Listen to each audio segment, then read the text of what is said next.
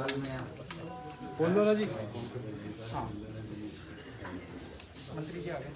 अच्छा, आप जैसे सीनियर आदमी आते हैं तो सिंबल मिलता है ना। हाँ कट कट या भाई आप बोला ही हमने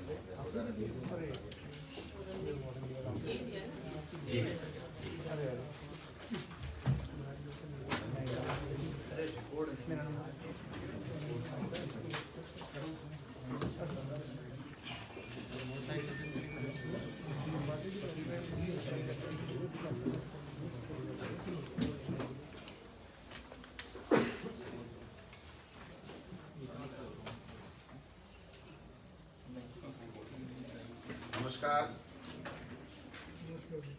आज आपको इसलिए तकलीफ दी गई है कि जो बहुप्रतीक्षित रीट भर्ती हमारी सरकार करने जा रही है और माननीय मुख्यमंत्री जी ने 2 वर्ष के जलसे के अंदर जो 25 अप्रैल को रीट की भर्ती कराने की बात कही थी, उसमें पिछली 2017 की जो रीट हुई थी उसमें काफ़ी कुछ बातें ऐसी थी जो लोगों ने आकर के बताया था कि इसमें इस तरह की दिक्कत है, राजस्थान के लोगों को कम महत्व मिलता है। कई डिमांड्स थी जो रीट परीक्षा देने वालों की, उसको देखा गया। कई जो वीकर सेक्शन हैं उन्होंने ये कहा था कि साहब इसमें हमारी दिक्कत आती है। तो इन सब चीज़ों को समाहित करते हुए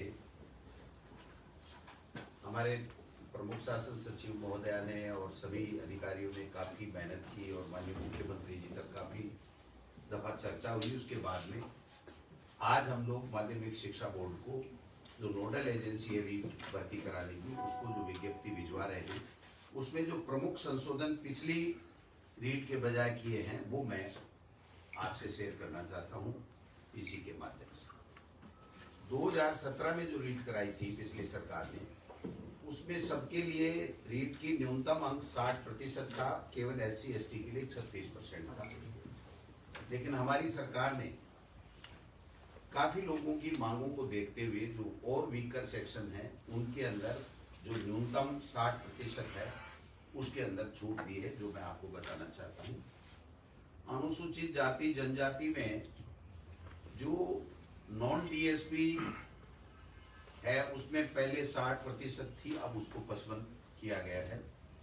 और जो TSP हो चाहे 2017 हो, अब वो जो न्यूनतम SC का जो है वो 36% था, उसको 36% रखा गया। दूसरा, अनुसूचित जाति, पिछड़ा वर्ग, अति पिछड़ा वर्ग, MBC, EWS, इन सभी श्रेणियों में पिछली 2017 की रीट में 60% था, जिसको 5% की रियायत देकर के 55% किया गया।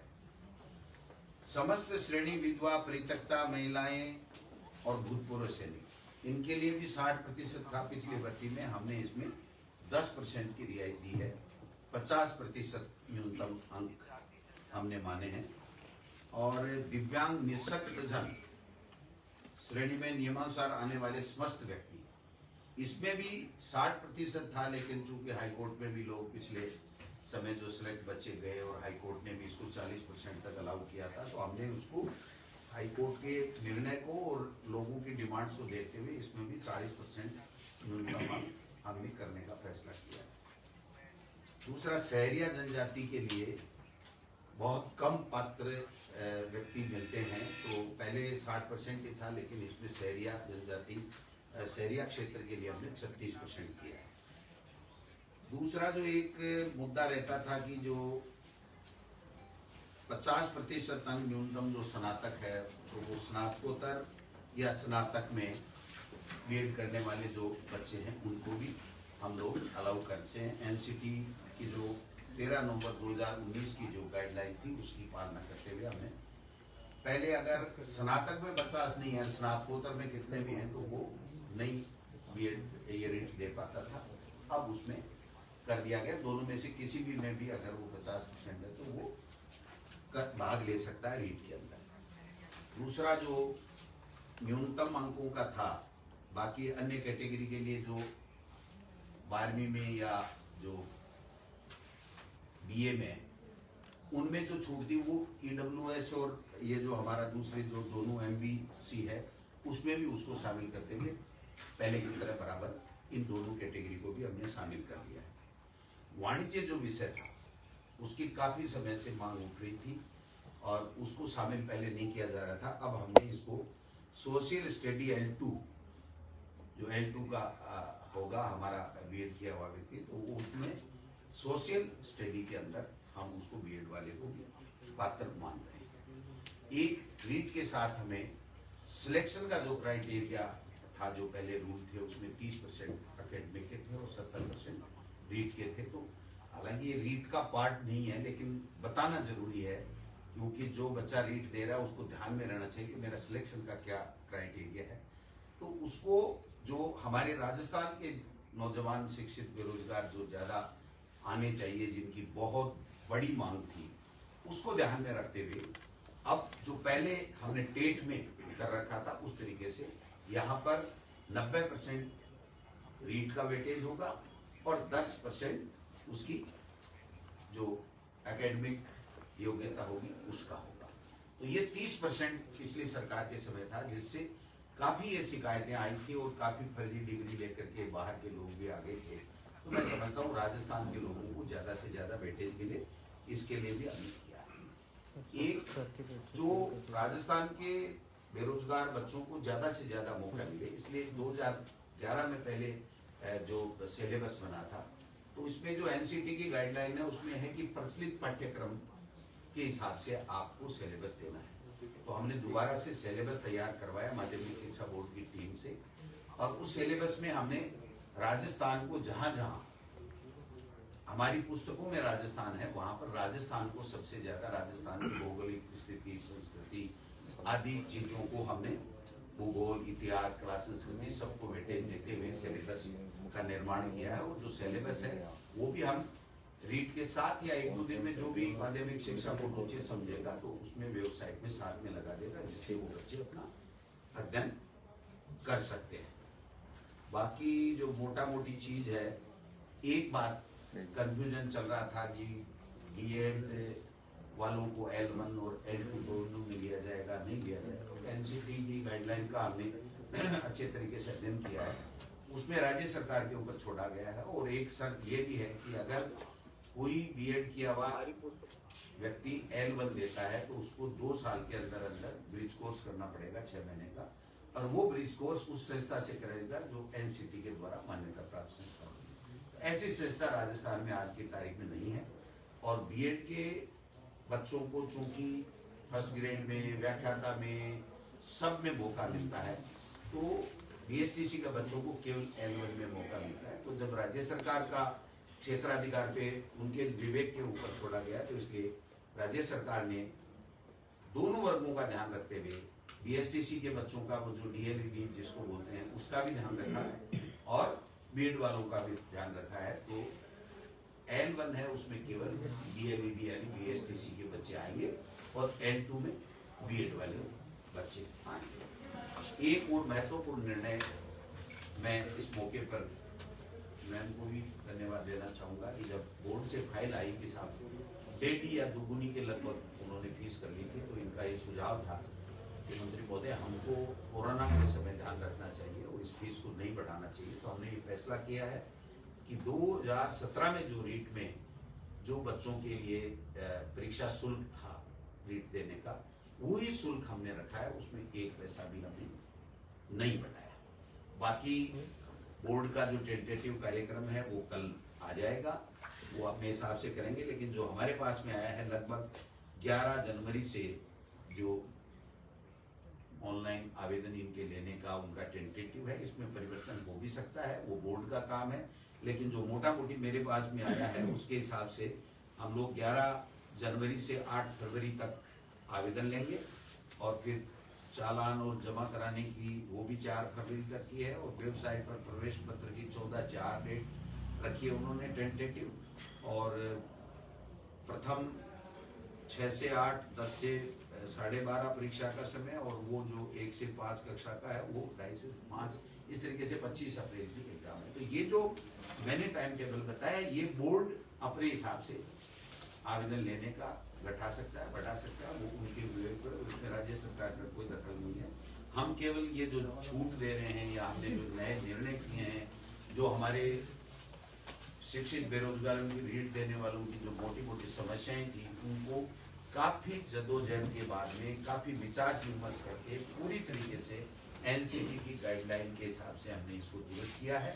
जो मोटा फैसला किया गया है, वो मोटा फैसला राजस्थान के बच्चों को ज्यादा से ज्यादा मौका मिले, इसके लिए राजस्थान का जो हमारी पुस्तकों में पाठ्यक्रम में है सामग्री, उसमें से जो सिलेबस है उसका निर्माण किया गया है।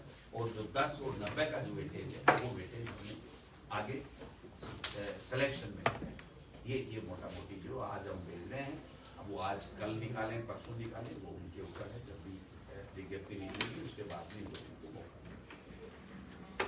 तो रिप्लाई में पूछें तो क्या लेवल 1 में बीएडधारी को शामिल नहीं किया जाएगा, आपके कहने का मतलब ये? बिल्कुल, राज्य सरकार ने अंतिम फैसला कर लिया है, क्योंकि ये राज्य सरकार पर छोड़ा गया था। और दूसरी चीज, ब्रिज कोर्स की जो आवश्यक शर्त थी, अगर हम इसको अगर L1 में बीएड वालों को शामिल करते तो एनसीटी से कब उस ब्रिज कोर्स की मान्यता मिलेगी, राज्य सरकार के पास क्या संसाधन होंगे, क्या नहीं होंगे। दूसरी चीज, फिर अगर वो नहीं कर पाएगा तो फिर उसकी नौकरी को खतरा हो जाएगा, उसको हम परमानेंट कर नहीं सकते, उसको बाहर निकालना पड़ेगा। तो कई तरह की कॉम्प्लिकेसी बढ़ने की संभावनाएं थी। और दूसरी अन्य स्टेट्स का भी हमने किया है, तो कई जगह कोर्ट केसेज में है, बिहार में हुआ है, और उसके बाद तो वहाँ एनसीटी ने जो अपनी उत्तर रिप्लाई दिया है कोर्टों में, वो भी उन्होंने कहा कि ये राज्य सरकार का निर्णय है। तो L1 में केवल बीएसटीसी वालों को मिलेगा और बाकी सभी एग्जाम्स में बीएड वालों को भी मिलता है। अच्छा, 90-10 केवल L2 में ही लागू रहेगा या L1 में भी होगा? नहीं, ये सिलेक्शन L2 में, L1 में तो जो मेरिट बन जाएगी वो मेरिट जो पहले की तरह है, उसमें कोई किसी तरह का कोई नहीं। तो राजस्थान जीके की L2 में ही केवल ये 70-30 का था, जिसको 90-10। राजस्थान जीके की आप बात करें तो कुछ अंदाजा कितने नंबर का सर वो आधार होगा? देखिए, नंबर नहीं बताए जाते हैं, नंबर पेपर के होते हैं, और पेपर में बाकायदा सिलेबस होता है। और सिलेबस जो 2-3 साल से जो प्रचलित पुस्तकें हैं, उसमें से देख करके बाकायदा सिलेबस बनाया गया है। और वो ये सिलेबस इस विज्ञप्ति का हिस्सा होगा, वो बाकायदा बोर्ड की वेबसाइट पे होगा, बच्चों को अच्छी तरह से दिखेगा। और जो सिलेबस होगा उसके मुताबिक प्रश्न पत्र बनाने वाली जो भी गोपनीय जो शाखा होगी, वो जो एक्सपर्ट होंगे, वो सर विज्ञप्ति कब तक जारी होगी?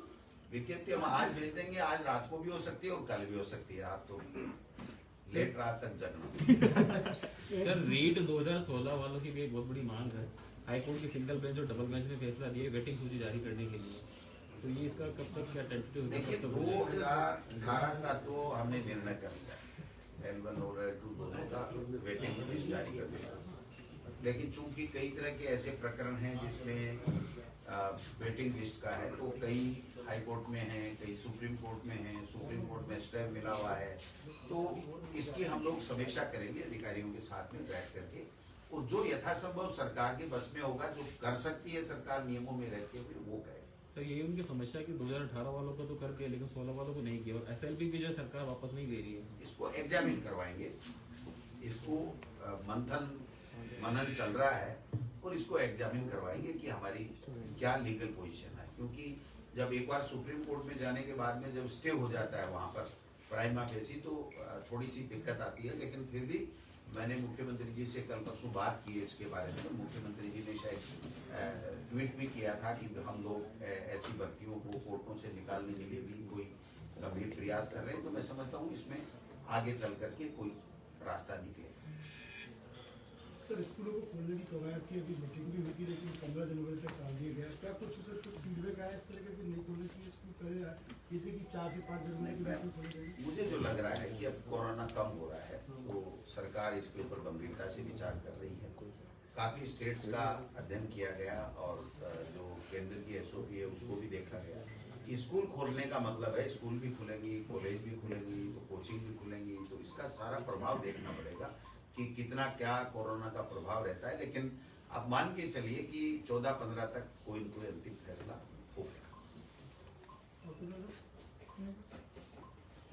Thank you.